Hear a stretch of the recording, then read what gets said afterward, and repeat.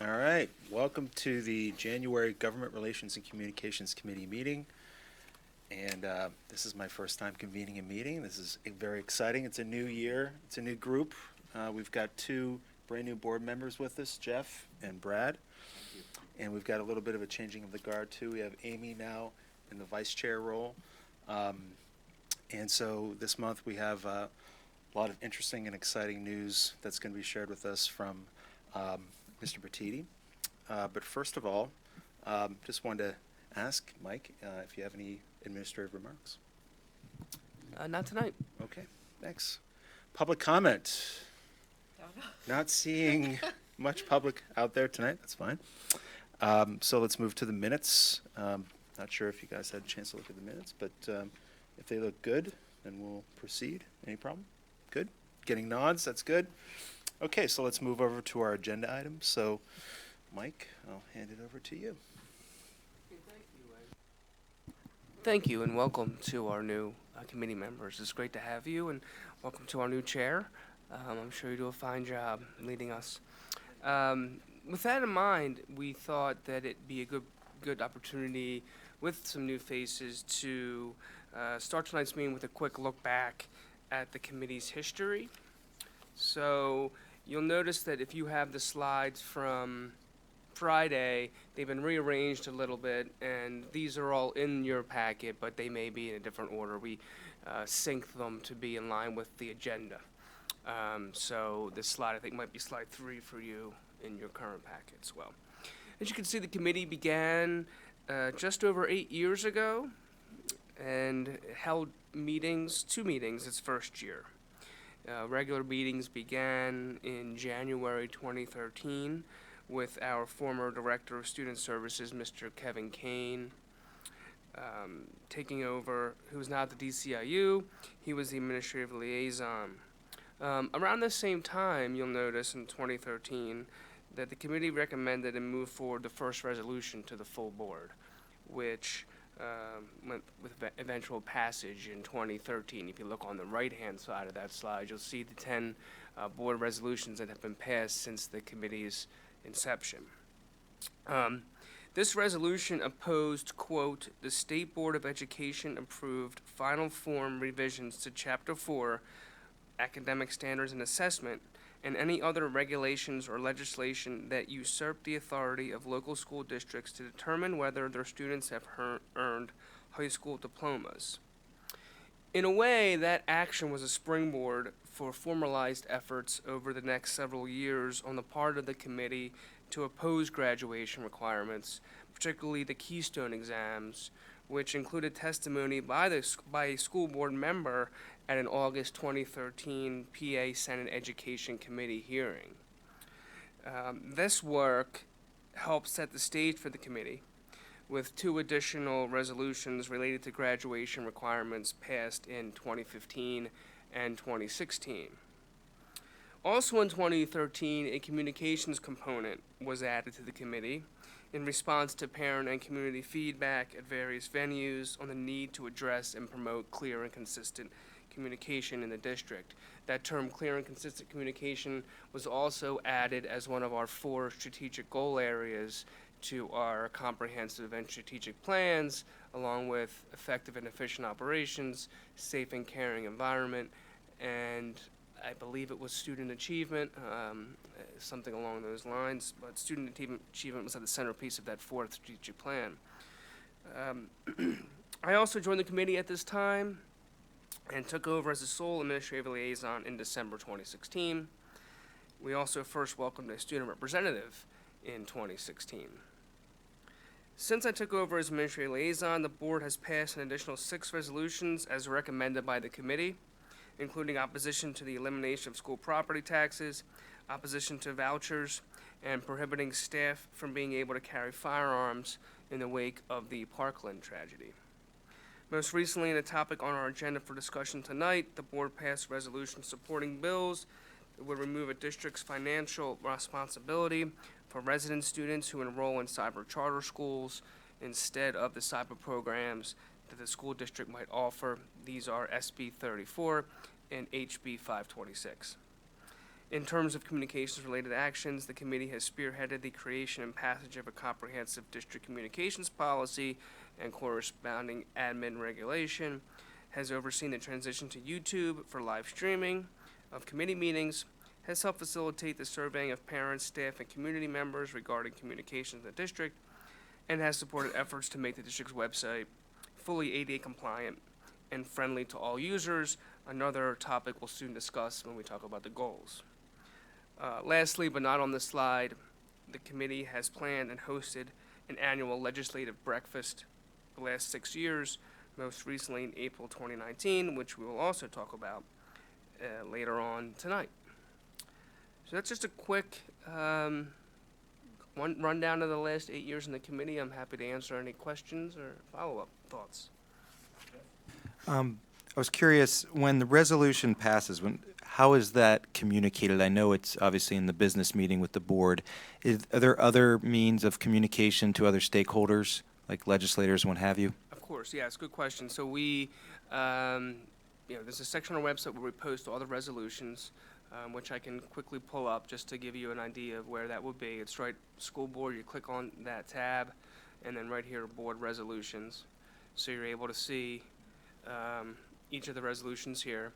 We also send them to our legislators in the stock, kind of an email with the attachments, and we share them on PenLink, which is a email listserv that many school districts have access to, and they can see different resources that come through from different districts, many of which are resolutions. And then lastly, we include it in like the Radnor Reader or other sort of communications venues where our parents can get access to it.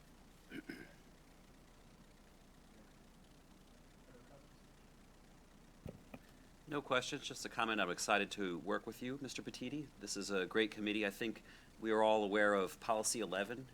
Part of our role, all 9 of us as school directors have signed on to promote public education as a public good in our state. And on this committee, we have the opportunity and the obligation to provide information to everybody else on the board so that we can all work together to do that.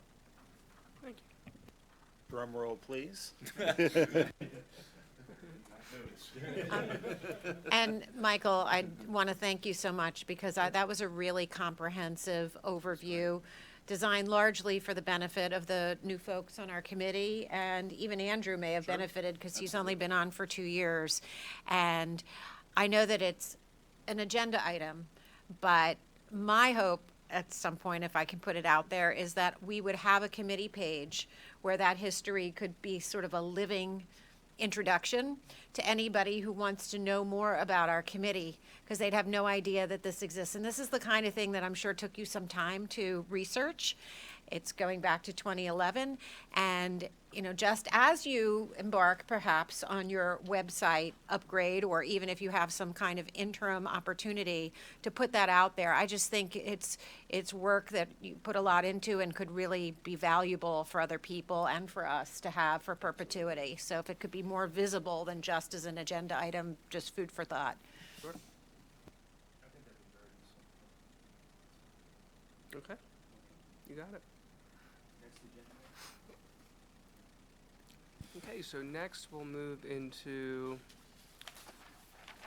the review of the 18-19 committee goals.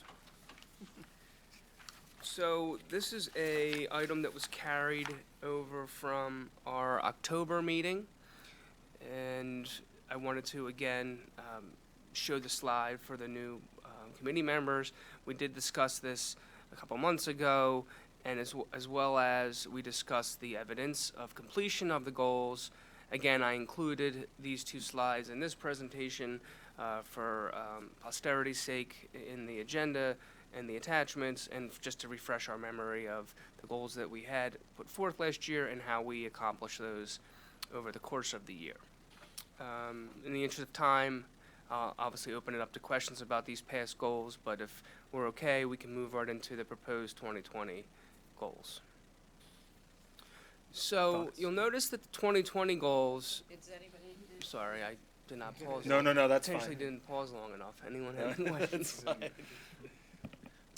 Just one question, sure. actually, from the previous goals. Mhm. I know that some previous board members on the last board had raised questions about the archived meetings. And just for the benefit of the public, I think it'd be helpful to know where we stand on those meetings, which were available, but in order to comply with accessibility requirements, we had to take them down, and it's been a bit of an effort, I know, to get those back available to the public.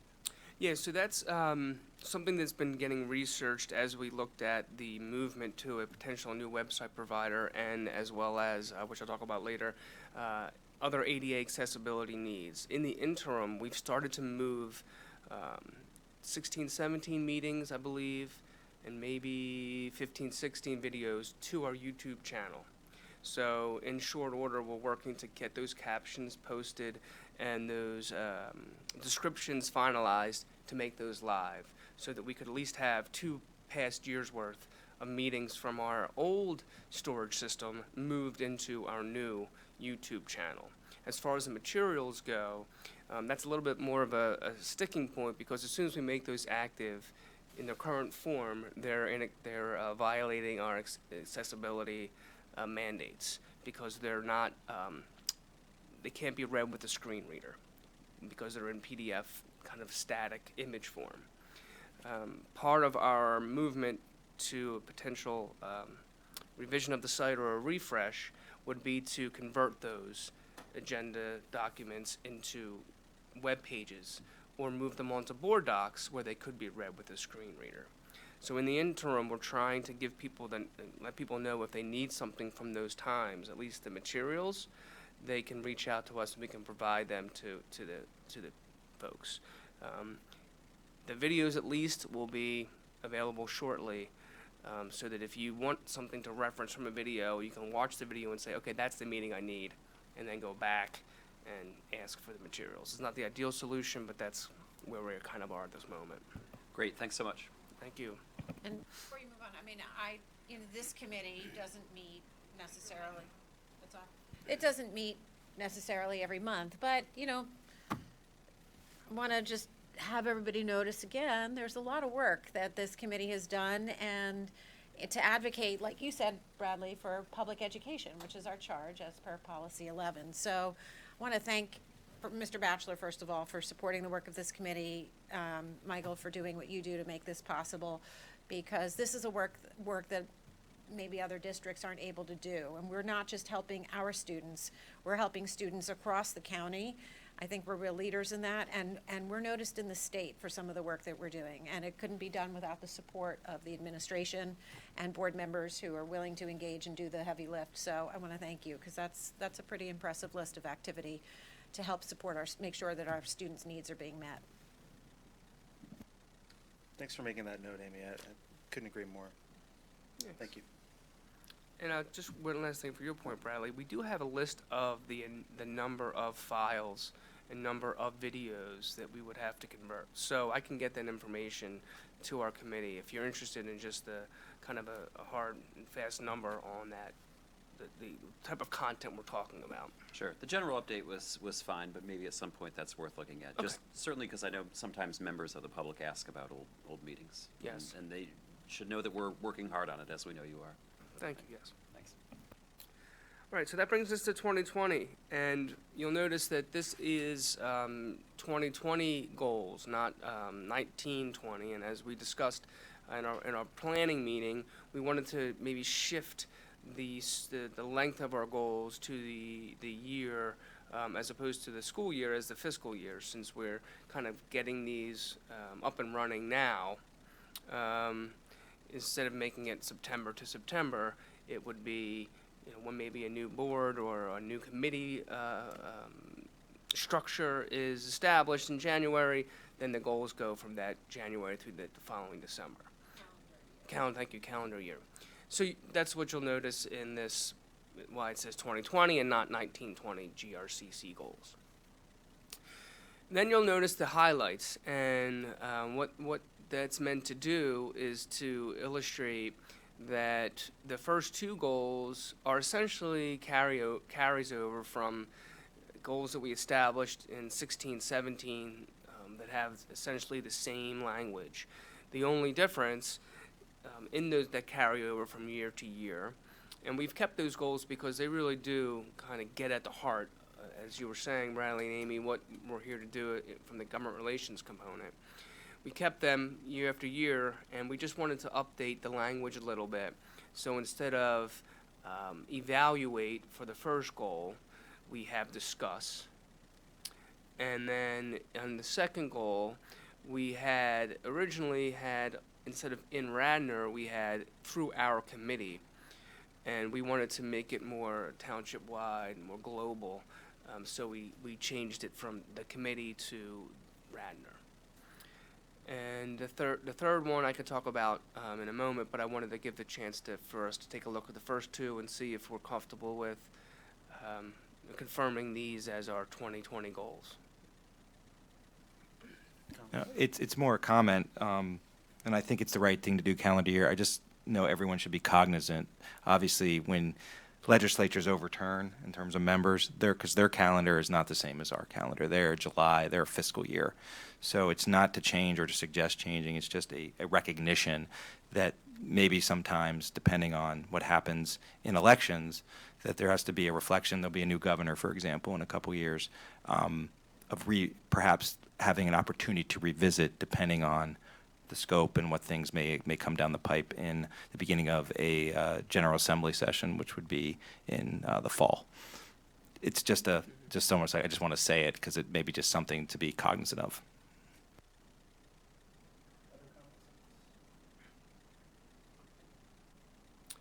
Okay, so if we're good with the first two, we can move to what's the new, I guess you call it the new goal for 2020. And in the past few years, we have kind of announced or came up with a third goal that was related to communications. And you'll see that this year we're focusing on that subject of ADA accessibility with our website, and we are looking at the potential to make some changes to the site potentially, or some redesigns to bring it up to speed with modern expectations. Our last redesign of our website in a large capacity was February of 2015, so it'll be 5 years next month. In my research, 3 to 4 years is usually best practice for at least some sort of an upgrade or a refresh. I've been doing some research around that potential if we go that route, and I have a provider that I think would meet our needs, both for mobile design, which is, from our research, we learned about 85+% of people get most of their access of our site on their phones, and our mobile site leaves some things to be desired at this point, as well as over the term of what I've been researching would actually be a cost savings for the school district, after initial investment in the redesign itself. So it's just something that is on the radar as a possibility. We can work with what we have if we don't go that direction to continue to make strides with getting a more accessible interface for people. That includes closed captioning, that includes the conversion of the documents that we talked about earlier. It would probably include a closer look at how we are framing that site on a mobile device or on an iPad, which might require potentially an expenditure with our current provider. I haven't gotten that far, but this goal is meant to show that we are committed, per our policy, as it does list in our policy, our commitment to the website accessibility, to continue in that path and hopefully bring the website up to the standards that are expected from our community. So, any questions about that? Does that include, I think it's in the notes, an app, maybe one day? Yeah, so there's a couple things here that we can look over that particularly pertain to website accessibility and what would be potentially included in that upgrade or that redesign. This first slide. Excuse me, Michael, before you get into the details of that, could you maybe give sort of a more global, between now and, say, the end of our goal year, what kind of benchmarks you think you might want to bring back to this committee? And you might not have thought of that yet, so I don't want to put you on the spot, but it occurs to me that if we set as a goal, do you see that, like, in 3 months you'd like to give us an update on this, you'd like this to be actionable potentially in 6 months, and this in 10 months or something? Do you have anything off the top of your head to how you see the year unfolding with that goal? Oh, so just particularly the last one, not the Yeah, not the yeah. first two. Well, it really does depend on how we, how we want to move forward with the website. If we do feel that there's an appetite and there's room for an expenditure to move to this other provider, I've already talked with this provider about a timeline, and I could tell you that from my conversations, they usually have 5 to 6 months worth of work that needs to be done to migrate the content to a new site provider. This provider currently provides Agnes Irwin their site, Haverford School District. I believe they're working with Wallingford Swarthmore on a rebranding. So there's a couple different local districts that use this provider, and I've heard great things. So that would be a different set of benchmarks if that's the direction we went, to make sure we could unveil this new site 2021 school year, at the beginning of the year. If we choose not to go that direction, I'd want to take a closer look at our website as it currently stands, and do a more deeper organizational review of it. We've already made progress with removing site editors, which are people that have the rights to go into the website and make changes. That was a really big hurdle for us because previously we had 300 plus people that could go into the site at different sections. They have permissions, but they'd be able to go in it and make a change, which would, without being done correctly, make us non-compliant with accessibility regulations, or would just throw our design out of whack, and we'd have to figure out what's going on or fix a typo or something. So that would require a different set of benchmarks along the way. So it's hard to answer that question like with a exact 3 months down the line we need to do this, 6 months we need to do this, without really delving into how we want to tackle the website. Well, would one of those things require board approval? I'm looking at Ken maybe for him to weigh in, because I think at this point, and we don't have to obviously hash it all out here, but it might be helpful to sort of say, what direction would you need from this committee in order to help you decide which path you're going to go down so that we don't hold things up or we can just be supportive? Well, I think ultimately, administratively, we'll make a recommendation going forward of what we'd want to do with the timing and when we'd want to look to a new provider. Anything that is going to be a cost would, come forward to the full school board in that nature if it's something of a change of a provider. We've had preliminary discussions about the website and looking at options.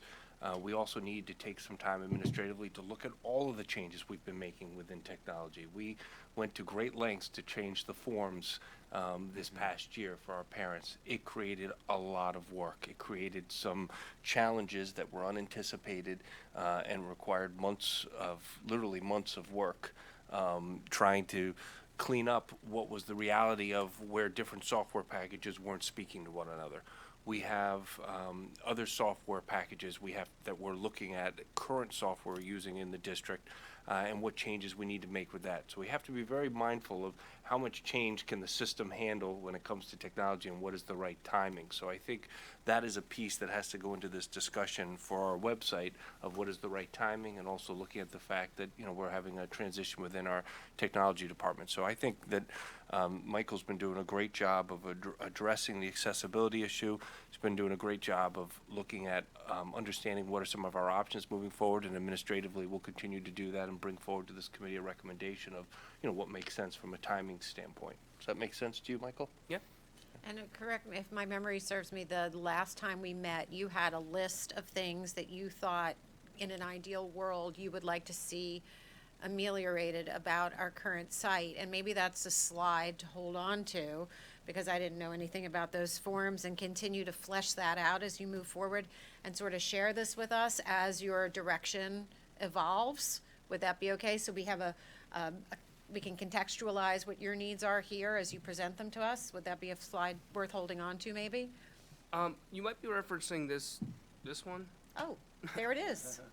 I kept it in the, I just kept this in the PowerPoint because Great I minds thought think alike. I thought that it touches on what Ken was saying, and he's completely correct that we definitely want to make sure that the whatever we go to, if we stay with the current website or if we move, that it talks to the other services that we have. And that was a big topic of discussion with the person that has been working with me about what is the PowerSchool, for example, or Schoology.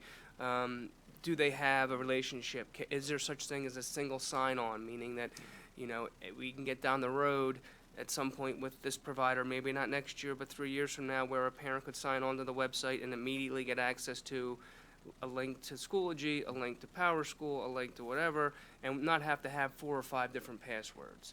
So that was something that was really appealing with this new provider, that they do offer that, and it's an add-on. So you don't have to go all in the first year. You could just do a visual refresh, let's say, and then year 2 or 3, you could build in it's called an API, the ability to then connect with your other software providers.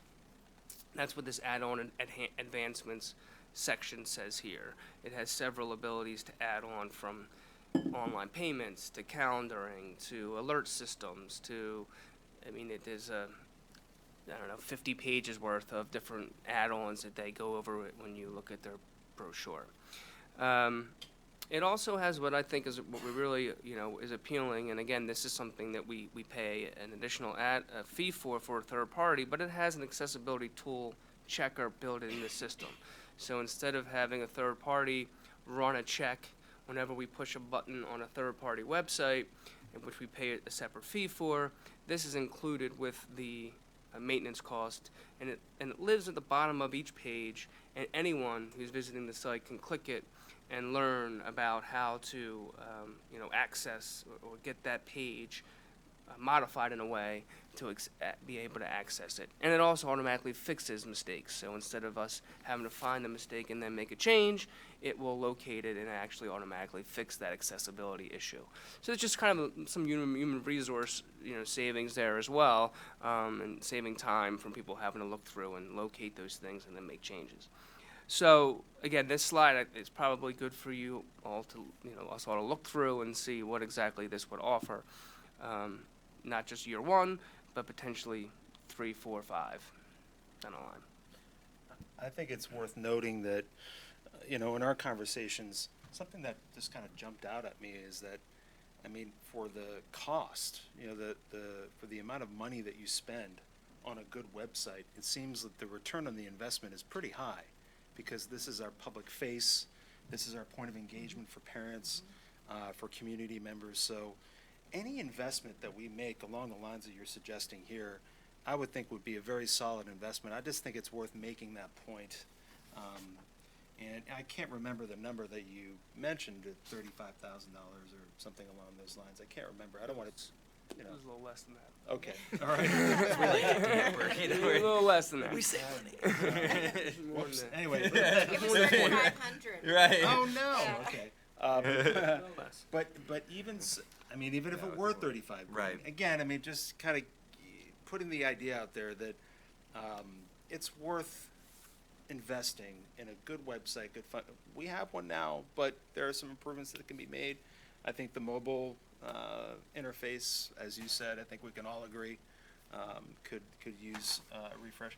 And you're also referencing a best practice. It's not like you were just kind of making this up. I mean, a best practice, last design refresh, we're actually behind. You know, it looks February 2015, every 3 to 4 years. I mean, of course, that's just a benchmark, but still, you know, it's just something to consider. So, Ken, you know, I'm sympathetic to what you're saying. Obviously, you know, there's the forums, there's, you know, it can't happen overnight, but it would be, as Amy was saying, be good to kind of get a sense of when this could perhaps, you know, Some sort of start. take place or roll out. Any thoughts on that? Any sort of suggested time when we might be able to move forward with something like this? Or? I would say we administratively really need to look at, because if you make a change like this, and if you're looking at the additional pieces and how it possibly to other software, Sure. if we want to have that opportunity for the single sign-on down the road, as Right. we've watched how PowerSchool has now bought Schoology, they've bought now our eSchool Plus, what we're using, the changes that we're having there. We need to make sure that we're looking at all of these in concert. Very And if much we so, look yeah. at just one, we're still going to have the issues that we have today of all these different sign-in Right. pieces. So I think there needs to be a little bit more thought about what is the right timing and what is the right timing from a technology point of view, not just a communications point of view of when we can handle that. We've taken on a lot from a technology standpoint this past year. Very much so. And we've had some challenges. We've had some areas where we've, had to look and address more resources to get those pieces up and running. So I think all of this is really good that we're looking at. It's really great direction, and I think we're moving down that road. The exact timetable, I don't think we have now. I think hopefully by the end of this school year or into the summer, I think we could have, a little clearer timeline. We're also looking, not that this is a holdup, but we're bringing on a new director of technology. That brings into it another opportunity for, Right. when we start talking about the single sign-on, that's something that we really need to bring. The director of technology needs to be involved in, and needs to see that, okay, how would all these different pieces talk? So, so I think we're a few months away from developing that timeline, but I think that we're continuing to gather all the different pieces, and that's what I really appreciate what Michael has been putting together, so we can look at those options and then develop that timeline. I think that's very helpful. Thank you for that conversation. It's great. Other thoughts? We're all excited. You're welcome. Okay, so those three goals, we're good with those, and we can just kind of at least put those to bed? Okay. Moving on then, Just want to show where you're going to post those, since you're the master of typically, that, typically in we case put, anybody's looking for them. yeah, sure. Typically we put those, if I remember correctly, on board docs under library. And Patty, I might need your help, Miss Calderoni. Yeah. General, got that. Is it this one? Standing board committees? Yes, standing board. Oh, here they are.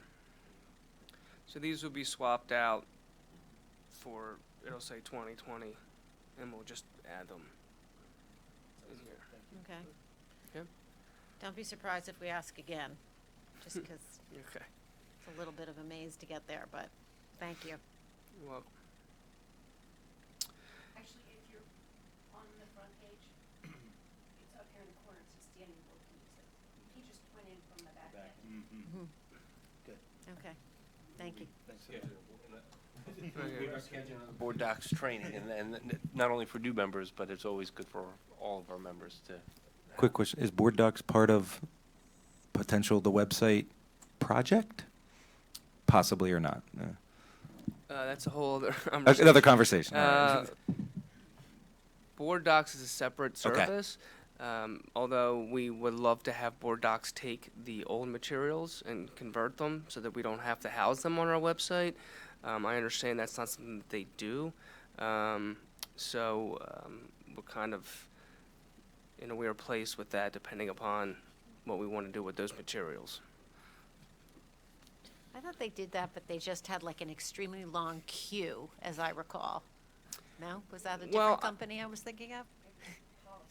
So if you look at, that's where I was gonna go. If Policies, you look at the ah. policies tab, and, Okay. not to get us too off in the weeds here, but you can see that all of the policies have been converted onto Board Docs, so But that that was they're, courtesy of Patty. they're no longer PDFs. Yeah. And so now they're all accessible, just as all of our materials dating from 1819 forward are accessible.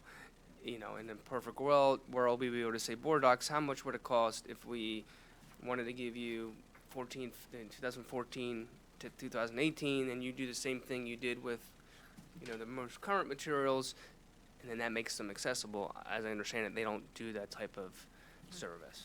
All right, thank you. Didn't want to digress too much. Good. So, shall we move forward to the legislative update? Yes. Okay, so 3 particular topics we wanted to touch on, and one was to take a look and see where we are with or where Governor Wolf may be with the budget.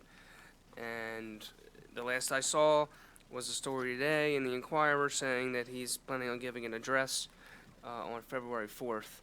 And really, that's the extent to what I found regarding the 2021 budget, unless anyone has seen anything differently.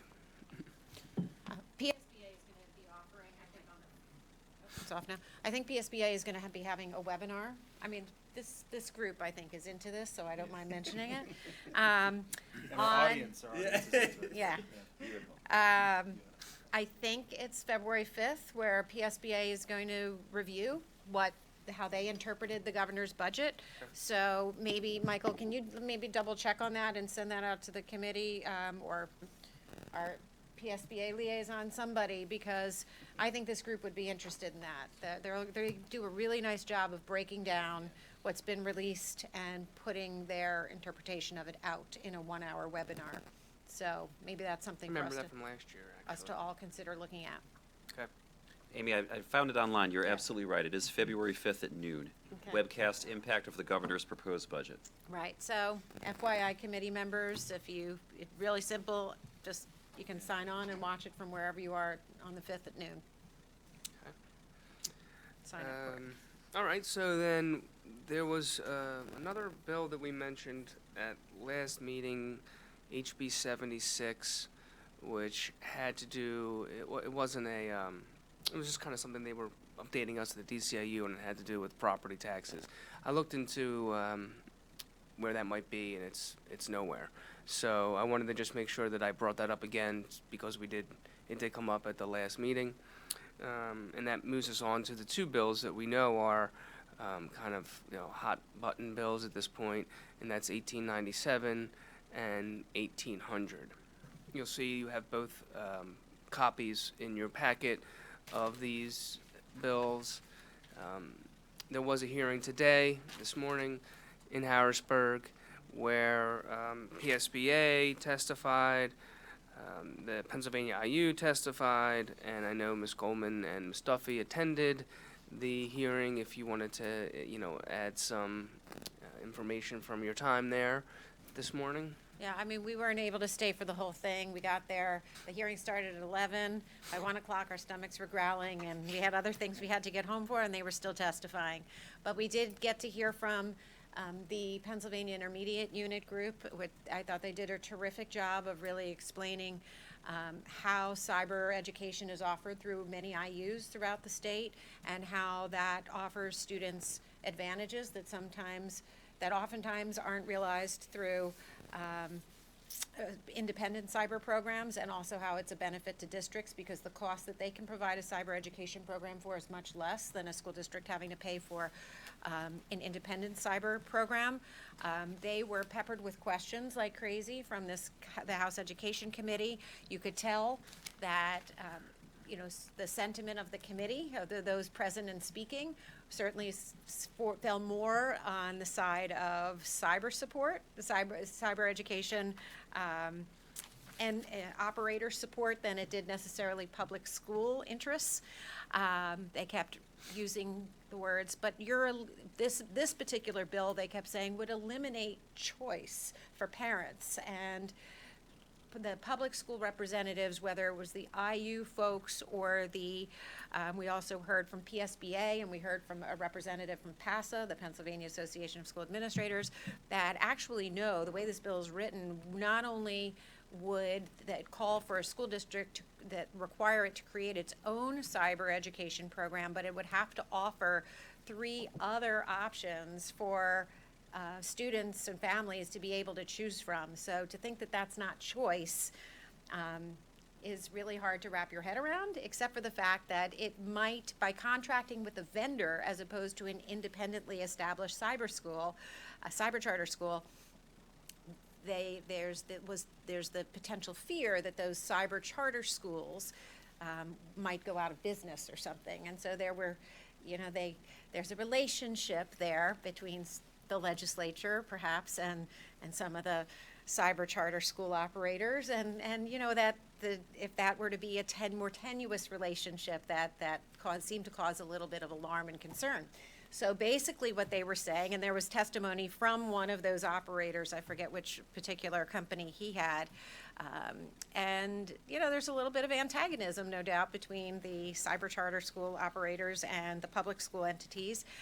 But the sentiment of the legislators seemed to be, it's become abundantly clear that we need cyber charter funding reform, and we need cyber charter accountability, more cyber charter accountability. And that's fine. I don't think anybody there would regret giving up, having this bill go away and working on those two issues. The question is the legislature serious about doing something about cyber charter funding reform and increasing cyber charter accountability? If that's the case, then we can dispense with House Bill 1897, because it really isn't ideal, I don't think, for anybody. But it's a pathway to have this conversation, and sometimes over the years, that's what I've learned, is that you get kind of these extreme bills introduced because that's the only way to sort of prompt conversation about a subject, and that's sort of what it did today.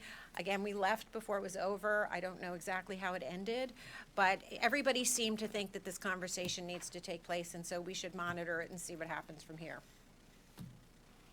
Hope that wasn't long-winded, but for the No, it was for very the informative. Thank you. the 2 hours up and back, 2 hours up and back, and the 2 hours we were there, figured may as well give you as comprehensive a rundown as possible. That's great. Sorry. And Other thoughts? And just going back to what this committee and the board have done in this area before, am I remembering right that it was last year that there was a proposal that was almost more like the hypothetical criticism that Mrs. Goldman just talked about, where there was a bill that would have given school districts the option to create their own cyber charter, and if they did, that they would not have to use an outside charter school. And that, I believe, if I remember right, the board put forth a resolution in support of those proposed bills last year, and they didn't end up going anywhere, and now we have this somewhat expanded potential revision to the way cyber charters interact with districts. You have a good memory. We did, I pulled it up right here on board docs, actually. I believe it was Senate Bill 34, it's hard to read there, but in Senate Bill 3526, they would have done exactly kind of how you're remembering it, and that is, if a district offered a cyber charter, or let's say work with the IU and offered a cyber charter, and a student chose not to use that cyber charter, instead went with a third party, the district would not have to pay tuition towards that. I believe that's yeah, the just long to be and clear, short of it. if a district offers a cyber education program, I'm sorry, we're not education we're program. not providing charters. The nomenclature, yes. Yeah, So yeah. a cyber education program, then if that student says, you know what, I'm good, I'm going to use this other one, then we would be kind of off the hook, per se, on paying. And just to contextualize this a little bit more globally, I mean, across Pennsylvania, there's a disproportionate number of charter operators, whether they're brick and mortar or cyber schools. They're here in Pennsylvania, and because of the way the charter law is set up, public schools pay for students within their boundaries who want to go to these schools. These are taxpayer dollars that follow the student, whether they're even students of ours or not. They just have to live in our district boundaries, and if they want to attend one of these charter schools, cyber or otherwise, the school district pays to send the child there at a rate that is equivalent to what it would cost for us to educate that child, even if the costs aren't commensurate in that other setting. And we here in Radnor aren't as affected as so many other schools, where today we learned, it's school districts average on an annual basis, some of them in Pennsylvania, $1 million to $2 million a year just for cyber charter tuitions. That's not even including brick and mortar charter tuitions. So it's there's been so much conversation about the need to do funding reform, and cyber charters seem to be the low-hanging fruit that we can get some traction on. And I think that everyone agrees, regardless of which side of the issue you're on, that this issue is getting more conversation at this point than it ever has before, and hopefully we'll see in this legislative session, or to some more movement, some movement of meaning to try to rein in these costs, because they're bankrupting school districts, frankly, and, you So, know. If I may, just thank you for that, and if I can just jump in quickly, just kind of underline or highlight something, which is that, you know, and this may be just common sense, but just to put a fine point on it, that if a kid goes to a cyber charter school and walks through those virtual doors, so to speak, that means, that affects the operating budget of the school that they would be going to. In other words, that is money that the district is kind of, you know, is not getting, basically. It's going to the charter school rather than the district school. So it's just, that is how, you know, that's how that happens, that what Amy's talking about. Thank you for that. Jeff, did you have any comments? Actually, I had a question about, or a comment and a little bit of a question. Maybe, Amy, you would know the answer to this, or Andrew, or Bradley, perhaps. There is a concern about the property tax. There's proposals out to eliminate property taxes, and what I'm concerned about, and I want to make sure I'm correct in saying this, is there's an upcoming Commonwealth Court decision, hearing regarding school funding in public schools. If that decision is made that the state is not upholding its duty to properly fund public education, that could lead, I'm concerned that could lead to the constitutionality of the property tax funding public schools. I think it's critical that we stay very abreast of this issue, because that would be something that would obviously incredibly impact our school district if property taxes were determined. And there's many in the legislature. Now, Wolf would veto it, but there's many Republicans in particular in the legislature that would that are supporting the elimination of property taxes, and it's a campaign issue as well. So I think it's something we just have to really, really be watching. I don't know when that case is being I think it's adjudicated. I think it's the This summer. spring? Is it summer? Spring or summer. Yeah. And I have to tell you that I really want to commend this board for its engagement in PSBA, the Delaware County School Board's Legislative Council. It's when districts participate. Bradley is our new representative to the Delaware County School Board's Legislative Council, and Andrew is a faithful PSBA liaison. Districts that's how we stay up on this stuff. You know, PSBA has just opened its first ever office in Harrisburg, to be, right near the Capitol building. So if we stay connected and we stay up, they communicate with us plenty. Bradley, we have, not every school district, even in Delaware County, has the Delaware County School Board's Legislative Council designated in its business meeting agenda for a report.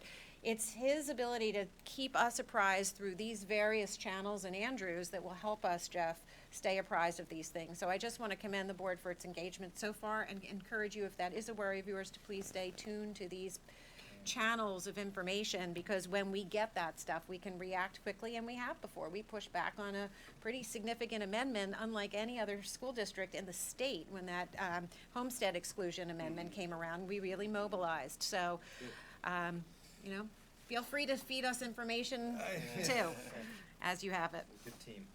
Excellent.